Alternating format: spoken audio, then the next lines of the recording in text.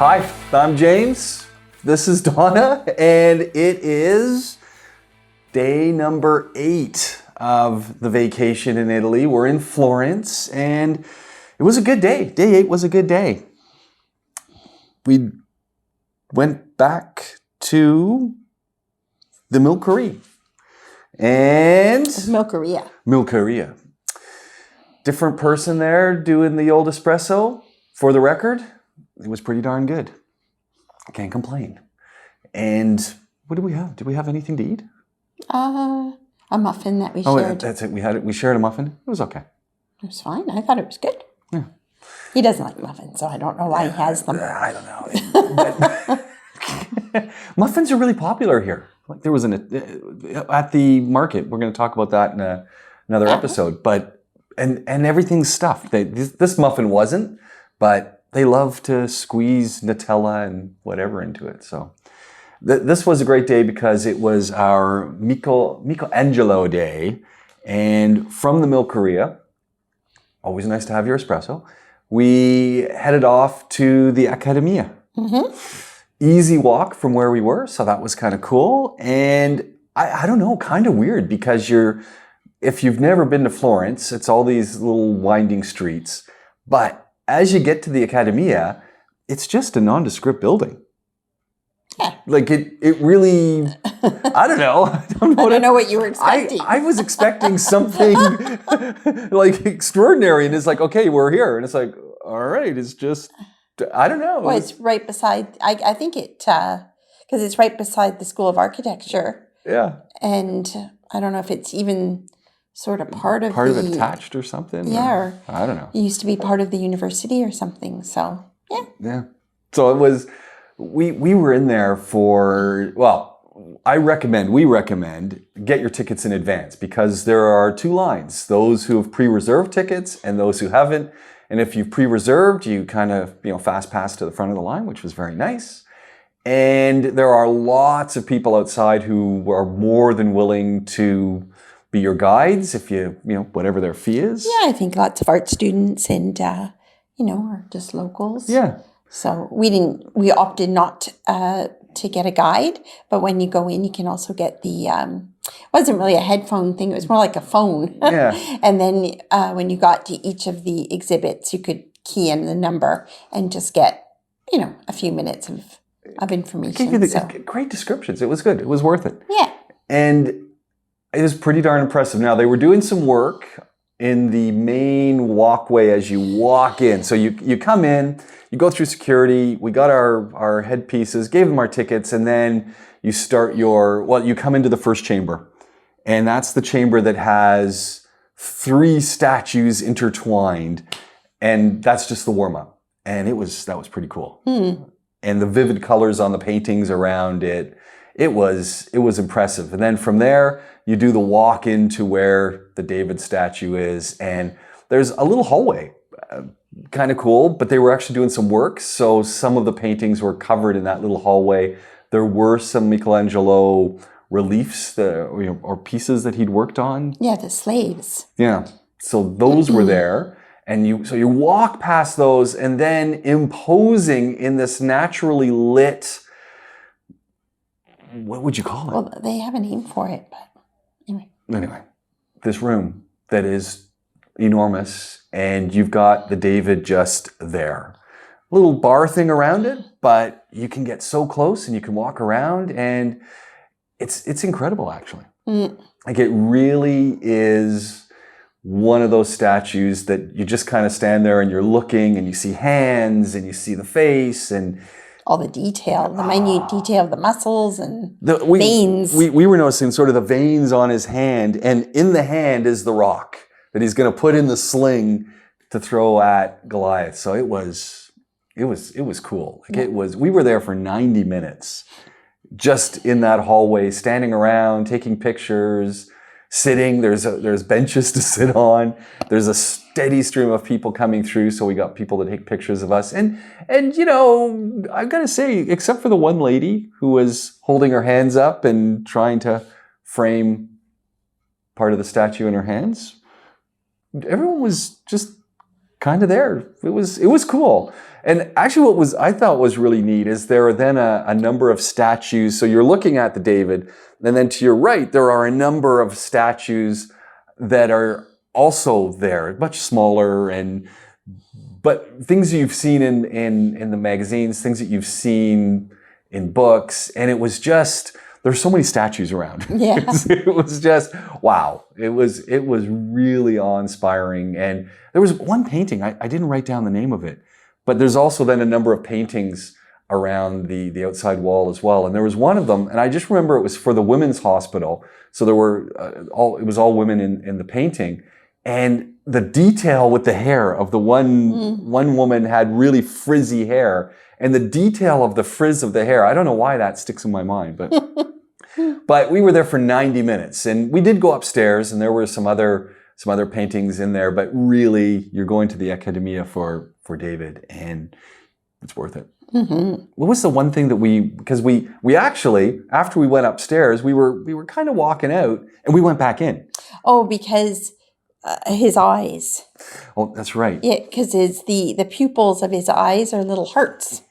And we only really noticed that because the statue's so big, you can't actually see that high. Yeah, like I mean, the detail that high up. And so it was only when we were walking out and there was a picture on a book and it had his pupils. And then I said, oh, did you notice that? Yeah, neither and of us then so did. we actually walked back in just to have a look. And it was kind of cool because they talk about the fact that they've cleaned it a few times, and that it used to have on his, the garland around his head used to be colored back in the day, I guess, and the wood that's on his foot is on was also colored. None of that's colored now, but yeah, it was cool. Like that really made the day. And then from there, we were hungry, of course. Yeah. So then we walked back to the Panini Toscana, where we had lunch on day one, I guess. Oh, it was warm yesterday too. It was warm. Yeah, on by day that 8. point it was sunny, it was beautiful, and it was just really nice to be outside. Yeah. And have another panini. We both had different kinds this time. Mm-hmm. Different bread. So you get your choice of bread, you get your choice of meat. But I found I put in some hot peppers, a hot pepper kind of hot pepper marinade type thing. Oh, it made it. It wasn't so hot that it was burning up, but my scalp did get sweaty. We just kind of sat there. It was kind of fun because you're just sitting there. There's lots of tourists around, lots of students around, and we're just talking about the David. Yep. Hanging out beside the Duomo. From there, we walked. We did our normal kind of walk, and we headed out to another. We found some steps on the church yesterday as well. No, yesterday we went to the perfume shop. Yeah, but before that. No, we just went straight to the perfume shop. All right, I'm getting my days all confused. Yep. So Donna online had found that there was a perfume factory that is now also a shop that made the perfume for Catherine de Medici in the 1500s, although it had been open since 1221. Yes. Or maybe it was even in 1221. Anyway, and so they still make this perfume today. Because she was getting married to the French king. Right. And it was the one that they had made just for her wedding for when she went to France to marry the king. And so not that I planned to buy it, but I just thought the whole thing just sounded kind of interesting. I thought for sure we were going to walk out of there with a bottle of this perfume, whatever it cost, because, it would be kind of cool. But first, we did find it. It's just on it's on Via Scala. So it was just it wasn't even, I thought it was going to be one of the high-end streets, but it wasn't. It was just a regular little street, and you wouldn't have known from far away that this perfume shop was there. It was just as we walked by. I think we even walked by it. And I said, oh, here it is. And there's a sign on the outside, and then you walk in, and there's an arch of flowers and lavender and all sorts of and there's smelling music playing, and it's beautiful. Absolutely beautiful. And then you go because it's the original building from where they did all their created all the medicines and everything back in 1221. So Well, because there's a nice little write-up on the outside, and it talks about during the plague that they were making soaps and things with different oils in them to help, cleanse and sterilize, and the list goes on. But you walk in through those arches, and then you walk into this perfume store, which is not a store, it's a number of different rooms. Yeah. And it's a museum. Like, it is, every wall is covered with, whether they're frescoes or paintings or in the back, they portraits. even have all the old vials and instruments that they use to make all their concoctions, and it is incredible. Yeah. It really, and then, I mean, it's so well staffed as well. So then you've got all of these different stations amidst all that stuff and all of these things that you're looking at where you can sample and smell, and they're very generous with their time. And I mean, what I found really interesting was as they would spray the stuff, they usually had a little spray box that they would spray into so the whole room's not getting contaminated. But before they would spray on those little white sticks, all of the ladies would write in pencil on the stick what it was they were spraying so that you had a record of it, which I thought was kind of cool. Yeah. So we found the perfume. So we found, numerous perfumes, and then they had, it was something of the Queen, I guess. Anyway, it wasn't to our liking. No, it was funny because it smelled a little cedary. Yeah, it was quite strong, I guess. But I mean, you have to think back in 1221. You were trying to cover up body odor, and the times were just different. Yeah. So unfortunately, didn't go for that.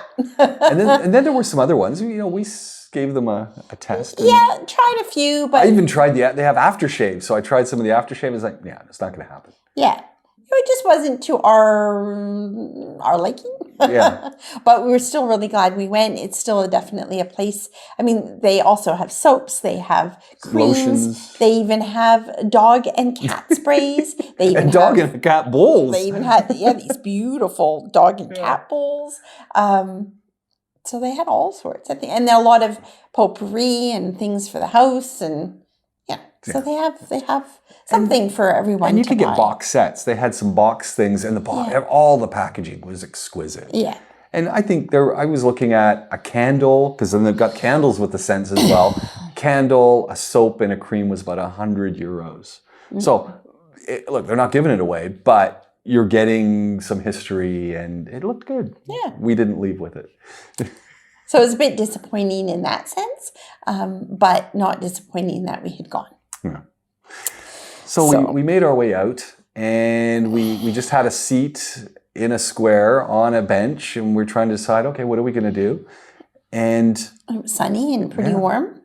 So we went for a gelati. Before that, though, we were walking, and we stopped right by the carousel. Yeah. Because there's a carousel. We were just kind of watching people and just enjoy, just people are out. Everyone's out walking and enjoying. And sitting. And sitting. Yeah. There were a lot of people It's not like we were the only ones sitting around. A lot of people sitting and napping. It's just, and I saw a bunch of people sitting doing this.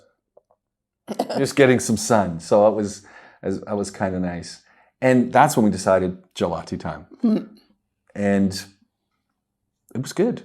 Yeah, except I had a stracciatella, which is supposed to be chocolate chip. There were only maybe three. Yeah, I counted three little pieces of chocolate in it. So again, wasn't I had banana the one split. we had some in Cinque Terre, which was very, very good. We're gonna try again tonight. We'll try again. Maybe just need a new place. Yeah. They're we walked by one street where there were one on each corner, and then one about 20 meters in. So I mean, there are hundreds of gelaterias. So. Yeah, it's fantastic.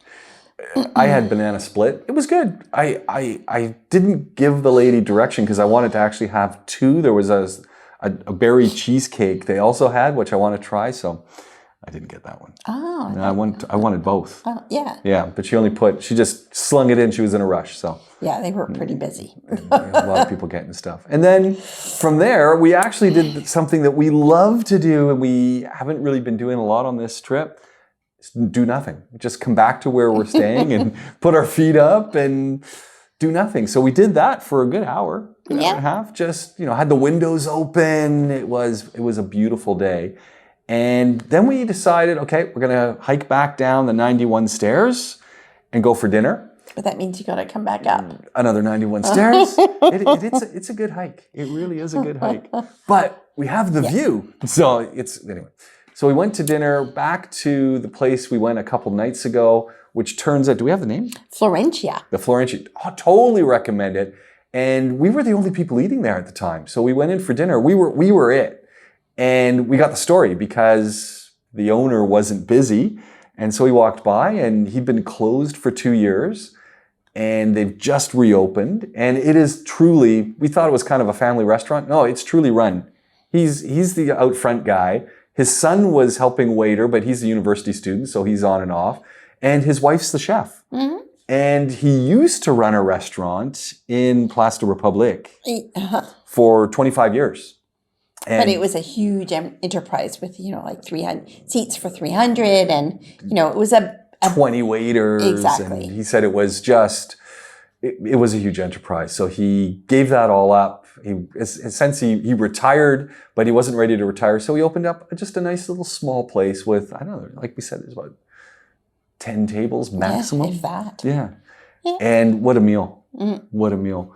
I had the sausage and beans, which was fantastic. And you had the scallopini with mushrooms.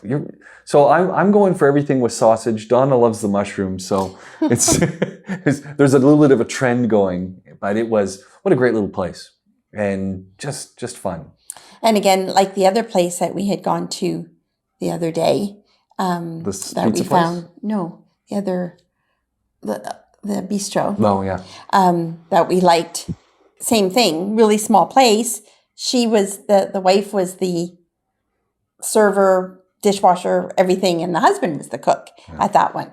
So we tend to be finding these little restaurants which are absolutely delicious. Yeah, absolutely worth going. It's like everywhere you turn, there's something to eat and enjoy. Well, and that was day 8 in Florence. It was a lot of fun, and I can't say enough about the fact that this is just a great little town. I think spring is the time to come, although it's a little chilly. You can see that and pictures you've been seeing, we're dressed up pretty warmly. And I know people say it's not that cold, but everyone is dressed warm here. As we've said to our Canadian friends, everything here is made of stone and it's old. We're talking hundreds and hundreds of years old. So there's no insulation. Even the windows in our place here, they're single pane. Exactly. Anyway, there we go. That is day 8 in Florence. I'm James. This is Donna. What do we say? Ciao.